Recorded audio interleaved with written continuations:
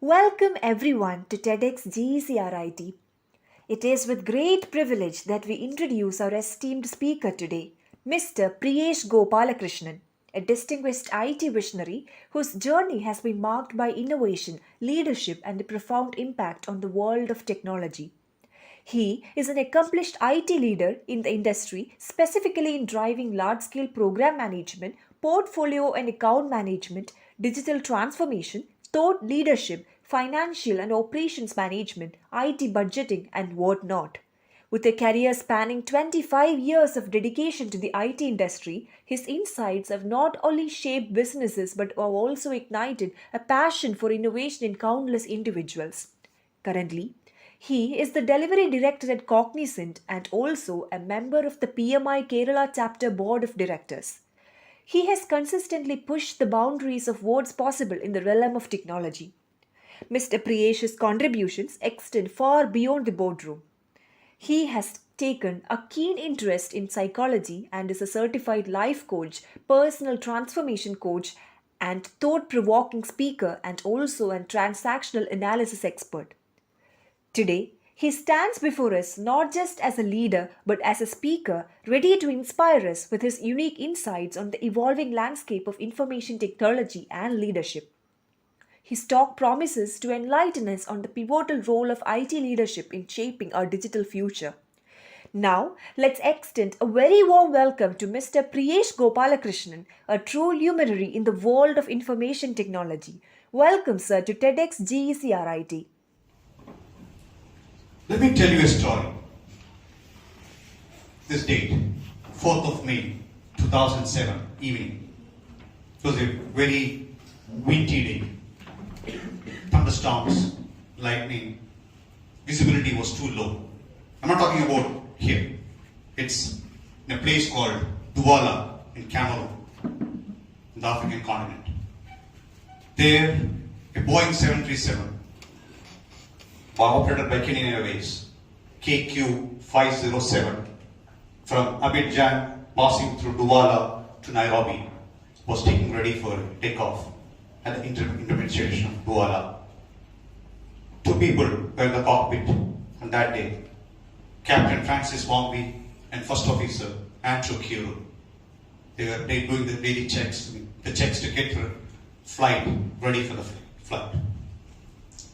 They got the clearance for taxiing. They were taxiing to the runway for the takeoff. Captain took the radio control from the first officer, contacted the ATC and asked for a small diversion on the flight path. That his approval, request was granted approval. And soon after that, he put the thrust on and the plane took off. Both the pilots did not realize that they did not get a clearance from the ATC for the takeoff. The first officer was supposed to do the radio communication. It was taken over by the captain, and the first officer thought captain got the clearance. The captain overlooked that. There was a miscommunication between both at that very moment of takeoff. The flight was airborne. I know when the flight gets airborne, there's a small gravitational pull because of the symmetry in the wings, and the flight was slightly going to the right. The captain changed it to the left, again going to the left, so the captain corrected that. And he set the degree, the path which you want to go in the flight controls, I think 132 degrees, and slightly changed to 139, slight right. That's what you want to avoid the storm on the airport. And then he said a command, okay, command, which means engage the autopilot. There's a command button, CMD button on the flight. So engage the autopilot was the command given by the captain. But the first officer did not acknowledge that command. He did not say anything. He did not engage the autopilot. The captain overlooked that. He did not notice that. For 55 seconds, the plane was on air with nobody controlling it. Captain, first officer, or autopilot system. And I said before, it was drifting to the right. The plane continued this drift and there was no one to turn it to the left. It was going to about 160 degrees. The path was 139, it went up to 160 degrees. The first officer who was supposed to monitor these controls, he was seeing this. But he thought the captain made a deliberate move. Because his assumption was the captain is in control of the plane. He didn't say a word. He was silent. The captain suddenly noticed on his instrument cluster, it was going way beyond the right. Suddenly he got surprised. Then the aircraft gave a bank alarm that is banking 35 degrees to the right. The captain took control of the control system. Then it went to 50 degrees. Then he realized that autopilot was not engaged. He pressed the autopilot. But when the banking alarm is on, the autopilot will not come on to the full effect. But autopilot will correct the banking to 30 degrees. But captain, he was not in the right state of mind at that time. His situational awareness was very low, right? And he override the autopilot system and took control, complete control. If he had left it to the autopilot system, it would have recovered to 90 degrees and the flight would have stayed its path. But he thought, in a panic mode, the captain started turning to the right, again to the left, and it went to 90 degrees. And the captain said the word, we are crashing. And the first officer repeated, we are crashing, left, and he turned left, the captain again turned right, and the plane went into a spiral mode and crashed into a marshland 5 kilometers from this airport, with all the 114 passengers on board dead. A tragic incident indeed, right? It was on air only for 1 or 2 seconds. And the aircraft was perfectly healthy. No issues, no mechanical issues, no electrical issues. What really you think happened there? There were multiple paradoxes of communication errors there, right? First, they took off without the clearance of the ATC. It's a grave mistake in the airline field. They were airborne, luckily nothing happened, no mishap happened there. The captain was a 53-year-old who had 8,600 flying hours to his credit. The first officer was 23 years old with rather less 800 flying hours to his credit. Do you see the difference between both of them? And the captain was an intimidating character. His personality was so intimidating. He made comments at the first officer, sarcastic comments at the first officer. Maybe that's the reason why first officer remained to choose silent.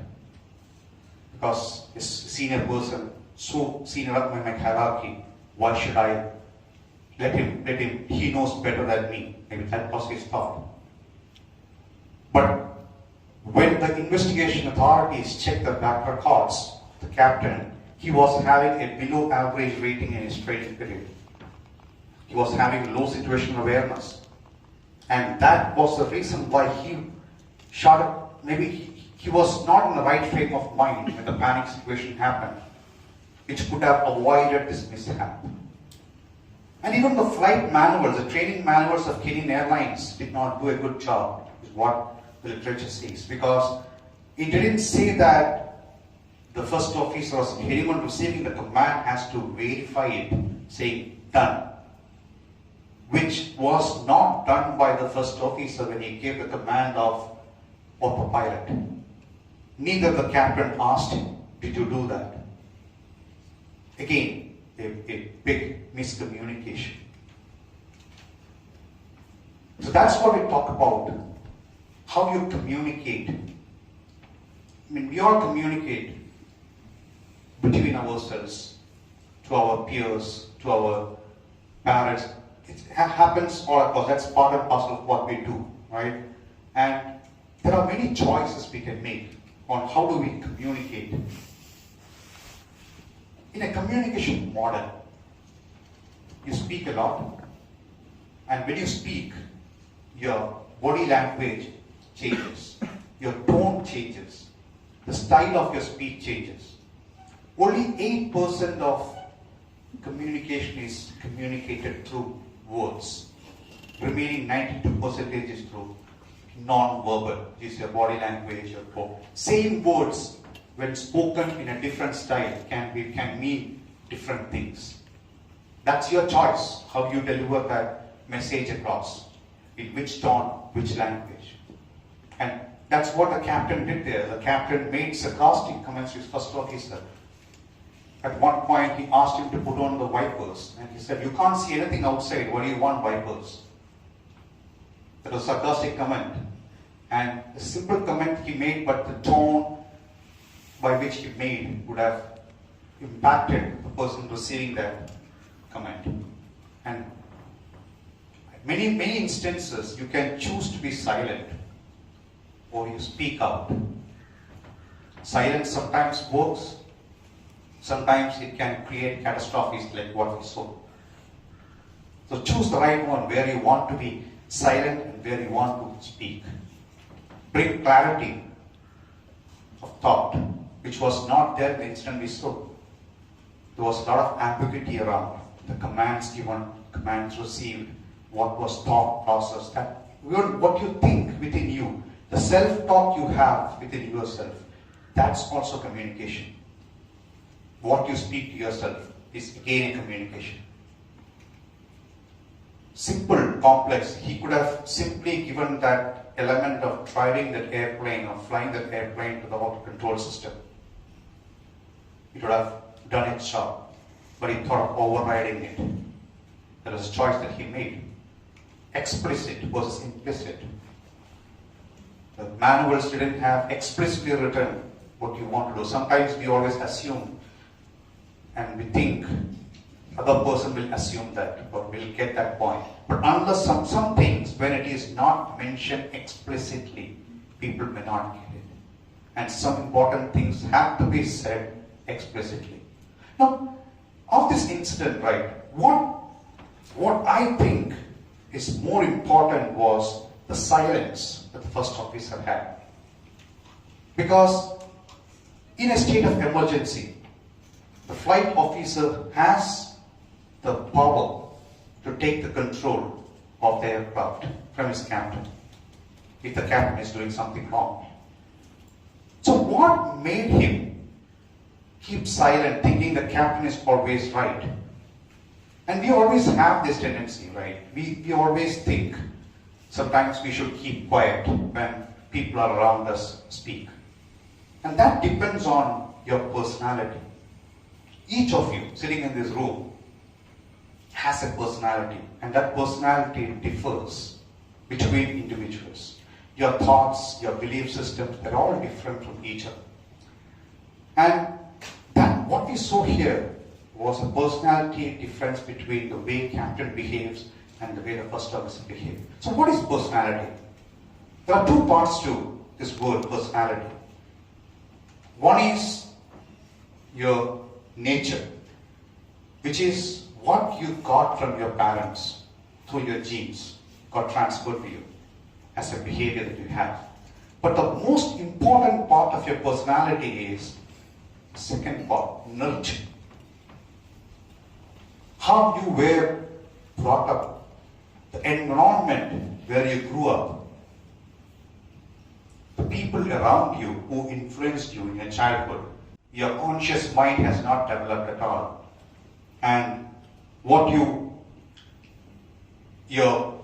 see around you straight goes to your subconscious mind and stays there and become part of you. That becomes a behavior, right?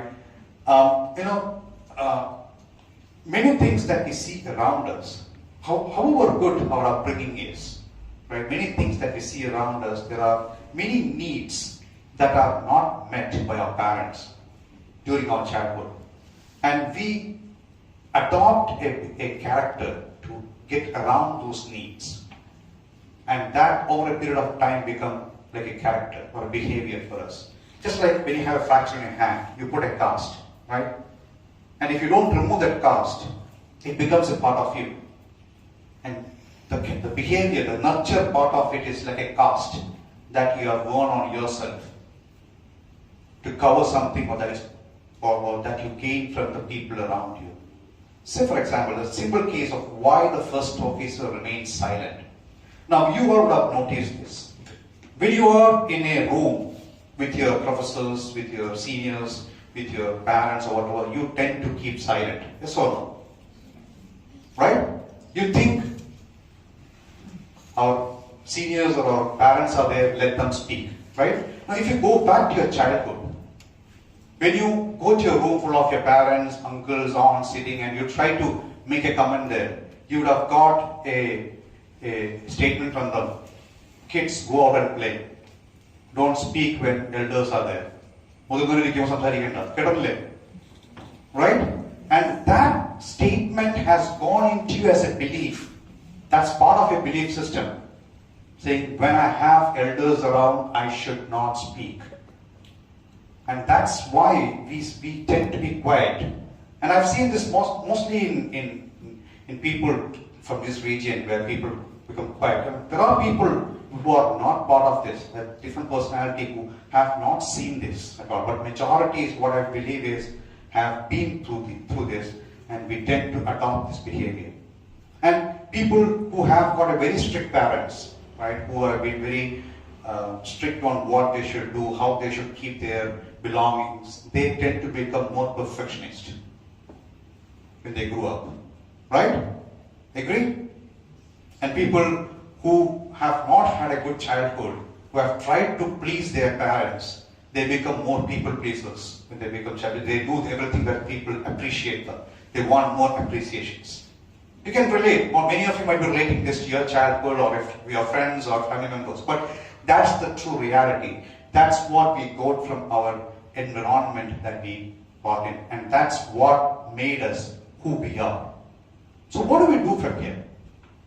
The first step in that is awareness. We call it mindfulness. Being aware of your behavior patterns, how you behave in a scenario that happens, right?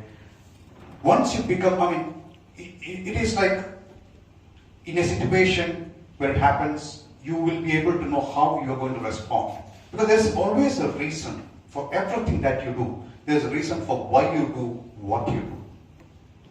And once you become aware of what you do, what you're doing, accept what you want. That's your behavior. So many people, when you talk to them, when you give them feedback, you have seen that they become defensive, saying, "Oh, I did this because of these reasons." They give a long list of reasons why they could not do this. But if you take this feedback inside you and look back, look at your patterns of behavior, maybe that's where you see, this is what I am. But that is not same as complacence.